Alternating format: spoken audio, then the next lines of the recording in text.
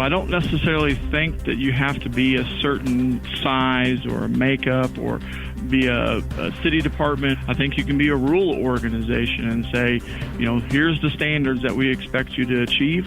Here's how we're going to help you as that organization to achieve them. And we're going to, hold you accountable to that moving forward. Enchanted Sky Media.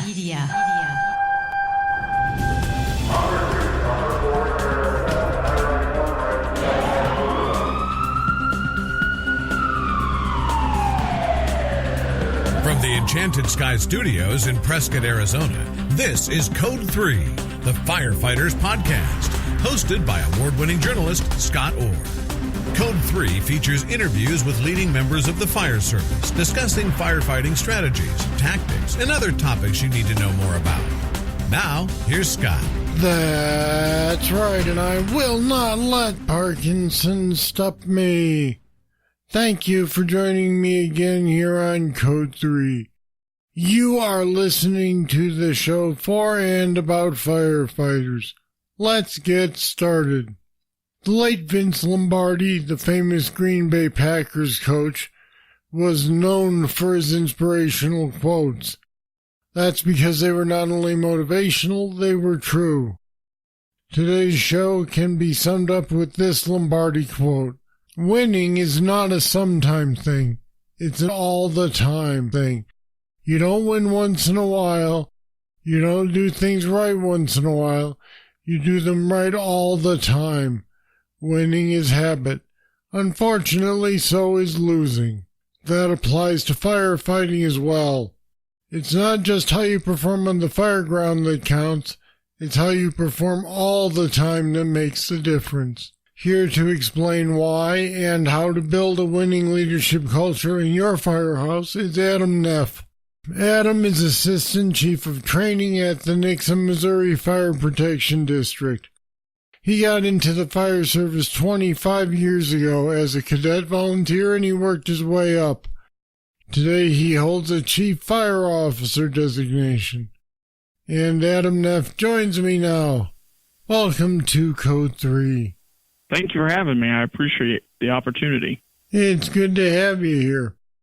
So there's a lot of emphasis put on training for fireground operations, but it's almost like people just assume the leadership side will work itself out.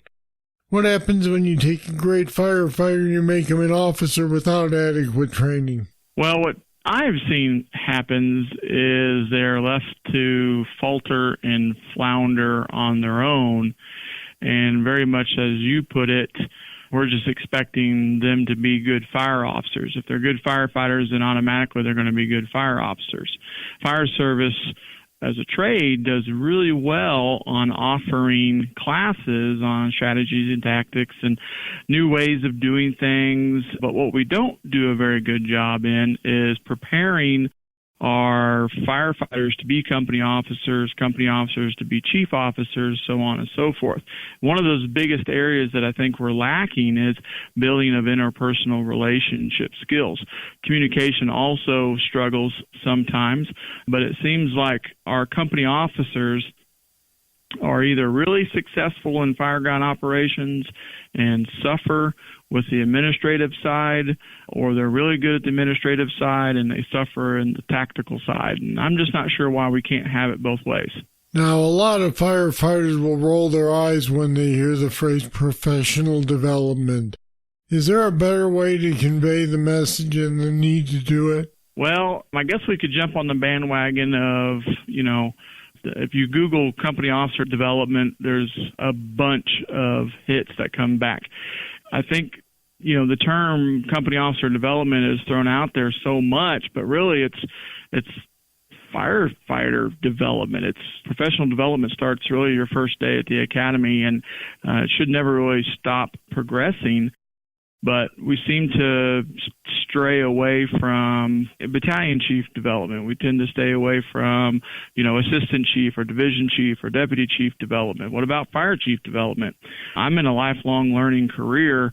I hope I don't ever quit learning, and I think it's important to get the message across about we need to challenge ourselves, because even the ones who have been around the longest may not be challenged by the people that know them the best, so they may have to look outside their fishbowl or outside their organization, or may need to look at a completely different trade or profession to be challenged and to bring those things back to the fire service.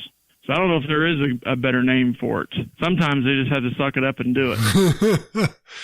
How do we get people to buy into the idea that building leaders isn't just for large departments? I think it's through honesty and being genuine, and that we want the very best for our firefighters. Honesty in identifying or accepting that what we've been doing is not working. I come from a small organization. I have 40 career personnel, with 33 of those being on the line. And we have a fairly robust development program. So I don't necessarily think that you have to be a certain size or a makeup or be a city department or a fire district, or I think you can be a rural organization and say, here's the standards that we expect you to achieve. Here's how we're going to help you as that organization to achieve them.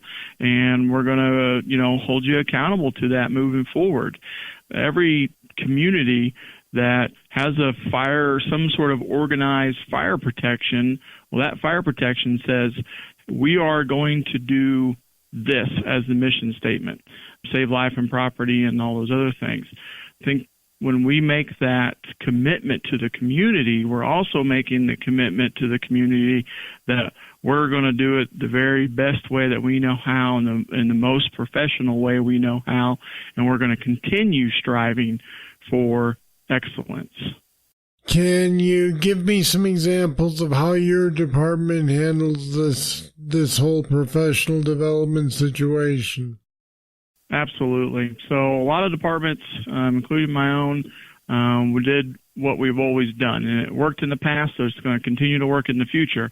However, the firefighter is changing. We're not getting the same type of firefighter that we used to get. Firefighters now are better at multitasking. They're better at using technology. They're not coming from, the farm fields. They're not coming from the factory jobs with a trade. They're coming really with a lot of technical skills, very little interpersonal skills, very little communication skills. So we have to develop that. We have to take those new firefighter strengths and then mold them to our traditional strengths. So an example in my organization, we have course apparatus checks and we have weekly station checks and those kinds of things. And the example that I share a lot of times when teaching or developing my own folks is, if I tell my 13-year-old to go clean her room, she's going to do it because she wants to make dad proud. Well, firefighters want to make sure they're doing a good job too. So if me giving my child the expectation of cleaning her room, I believe I've communicated that thoroughly and well that she understands what she's supposed to do. My daughter wants to do a great job, so she does what she thinks she needs to do. And what happens is all of the mess gets shoved into the closet and underneath the bed. Now, I don't believe that she intentionally did that just to get out of work. Nor do I believe my firefighters are doing the things that they're doing to get out of work. So why do we have a miss? Why do we continue to miss the expectation that I've communicated and what the firefighters are doing? I believe it's because it's a process issue. I have to make sure that my firefighters or my daughter, for the example of this discussion, understands what my expectations is and the process to get there. So if we have a detailed apparatus check for the day, do we just tell our firefighters, hey, we need to detail check this? What I want to say is that would be nice, but if we've not coached them through the process of taking everything out of the compartments, taking the dry decking out, wiping down the cab to make sure we're getting all those nasty carcinogens and all that stuff out. If we're not doing all those things, and all we're telling them is, hey, I want you to detail the engine, then we're probably missing an opportunity here. So I believe that everyone's here to do the best job they can. I think company officers do a great job of communicating organizational expectations, but we have a breakdown in that process. So that's where I think in my organization, where we've tried to address the process, acknowledge that, hey, what we've been doing has worked, but we also can see that it's not working. So let's be honest with ourselves. Let's be honest with our firefighters and help them develop into the leaders that we want them to be, which, as a buzzword for the industry, is a succession plan. Every department in the country is looking for succession planning. Professional development is succession planning. So that's kind of just a quick snapshot of some of the ways that we, as an example, have used professional development in my organization to help prepare our firefighters to be future officers and leaders and such. That sounds very familiar to me after having discussed the way millennials think and work with several other people. Is that the situation, that they think differently than maybe we did when we were their age, and so we need to adjust our training to that thinking? Yes and no. Yes, the fact that we need to adjust our process to fit the person. No, we don't need to adjust the goals or the expectations. So with, society in itself, schools are teaching kids through lesson plans on, Chromebooks and Surface Pros and such. And they're communicating to, at least to my junior high students, hey, if you got a question, just shoot me an email, shoot the teacher an email. And so what happens when you fast forward to the point where they're ready to go into the working world, now they don't know how to communicate with people because they've done everything through email. And we do a local testing here in our area, which is Southwest Missouri, and we have seen in the last testing we had 10 failures in a single topic. And that single topic was interpersonal communications. So we can see the result of how technology has played a part in teaching our kids as they go through school and whatnot. But we're just now starting to see the disadvantages of not communicating with the teacher, not communicating with their classmates, etc. So that puts even more of that burden on social interaction at home and with friends than it ever did before. So I don't think we need to adjust the goal or the expectations. We just need to adjust how we go about getting our new firefighters to meet that goal or expectation. So if I'm hearing you correctly, then those 10 firefighters who didn't pass the interpersonal communication section didn't pass. You're not saying that you're going to allow for that or work with it. They simply failed. Right. No, they did not pass the process. They were not allowed to move on in the process. And, when we had the discussion about it afterwards, because this is a regional testing consortium, there was discussion about offering up classes to help firefighters, overcome, interpersonal communications type stuff. But we were dead set about not offering up any additional classes to teach mechanical aptitude or English or math or some of those other basic things that are tested, and politely raised my hand and I said, it is actually easier for me as a training chief to teach mechanical aptitude than it is interpersonal communications or interpersonal relationships. And if we're going to offer an assistance or a program to help better prepare applicants for the test, then it should be in all areas, not just the one that we're identifying that we see applicants or candidates struggle with. And we've not taken any action on anything at this point. We're still collecting data from our area to see how the trend continues. If these guys are good firefighters otherwise, or they would be good firefighters otherwise, would it be something that, in your opinion, would be worth training them on? Or is it the same thing as if they were good at interpersonal communications, but didn't do well in other skill areas?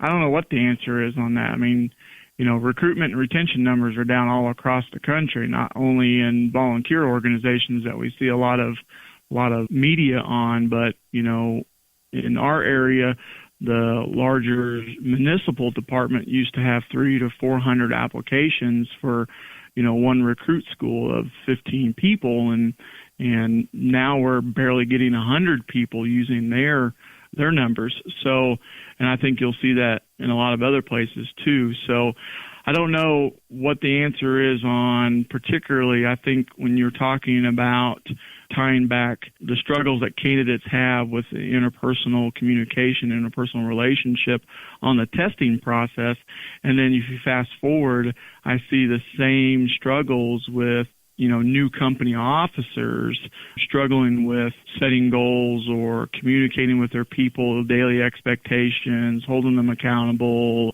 those kinds of things. Anything that's going to create a conflict or an issue or something like that, we tend to not be as aggressive on as we would the Fireground. We're in the Fireground mode. Everyone gets down in the Fireground and they're all, happy. And, there's nothing that will fix a firehouse like a good structure fire. Well, the reason I believe that is because we're all working on the same goal. Everybody can see the goal. Everybody's working towards the goal. And then we accomplish that goal together. I think that's one of the major reasons why a good structure fire will fix a firehouse. Well, if we could take that same approach and apply it to professional development or personal development, then everybody on the company, everyone on the shift, everybody on the organization is working for a goal for betterment of their people, which is going to better serve their community, and it just has this, large trickle-down effect. Do you see a connection between the fact that we don't have as many people applying and the fact that the people who are applying seem to need some help? If you were talking to my fire chief, he would talk about how it's a societal thing and just as much as is a fire service thing. Everybody wants to be, I think the Harvard Business Journal did a study and, kids in, 16 to 25 wanted to be, a millionaire or internet famous. And I think, when you are pushing technology, you are, saying that you have to go to college, when you are saying all those things for the whole time that kids are in school all the way up until they graduate high school, and we're not pushing trades or we're not giving an opportunity for kids to learn what else they're good at, you can't help but see the connection. And if I have a firefighter that is really good with his hands and has critical thinking skills and is able to determine, the appropriate course of action for gear A to turn to gear B, I'm okay with that. I can work with that. But I also have to acknowledge the fact that if I think he's going to be a good firefighter and eventually be a good company officer, I'm going to have to develop that good company officer aspect as much or more in this instance than I will his mechanical aptitude, because that's his strength. I don't think anybody sets out to be a firefighter and says, man, give me a good spreadsheet and a pie graph and I'm ready to go. That's not why they get into the fire service. So we have to quit setting them up for failure by not preparing them for that next level. And I'm talking about more than just an operational or as a tactician or running an engine company. You can develop your firefighters at the same time progressing your organization forward with strategic planning and getting them involved in committee work and, developing policies and procedures and all of that stuff. You can take a collective survey of people that you've had on your show and say, hey, has there been a time or an instance when you promoted that you wish you would have known or wish that somebody would have taught you, or at the very least told you about? And I would be willing to bet almost every single one would say, yes, there was this, or even a specifics, and in their own organizations. And we still have it in our own organization, in my own organization, that we have company officers that are promoting that maybe weren't as ready as what they think they were, and we're not sure how to get them prepared, because we're not addressing it. And a lot of those, what we're trying to do in this professional development is, look, if we're fighting the same battles just with different people, then what are we really doing? And everyone talks about wanting to make the fire service, leave the fire service better than they found it. And I really think we're really undercutting ourselves. What we need to be thinking about is creating a legacy so the people that come up after us don't have to fight the same battles. Not only make it better, but make it a legacy to the point to where all they have to do is make some little adjustments for, the environment and the culture and the people that they're trying to bring up in this traditional based environment. So I think it's kind of like sitting there in a room full of sitting there at the Gordon Graham conference, and we're like, he says something to the effect of, if I can just get one person to change their mind. And I'm sitting here going, there's 1,100 people in this room and we're only shooting for one. I just don't understand that. Why are we setting our sights so low? And maybe it's all a pipe dream. Maybe I'm just maybe I'm just looking at this all wrong. No, I don't think you are. I think you've got a good concept here. We just have to get it into practice. Absolutely. All right, Adam Neff, thanks for being with me on Code 3 today. Hey, thanks for having me, and I greatly appreciate the opportunity. And we put some more information about running your firehouse as well as you run your Fireground on our website at code3podcast.com/winning. Check it out. Don't forget that you can support this podcast by making a monthly pledge. If you're getting something out of Code 3, please help keep it going. Whatever you can pledge all counts. Head over to code3podcast.com/support to join the people who are supporting the show. All right, that's it. That's all for this edition of Code 3.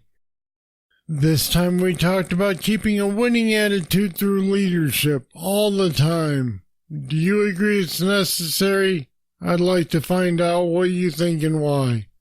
Just email me, scott@code3podcast.com, or leave a voicemail at 562-337-9902.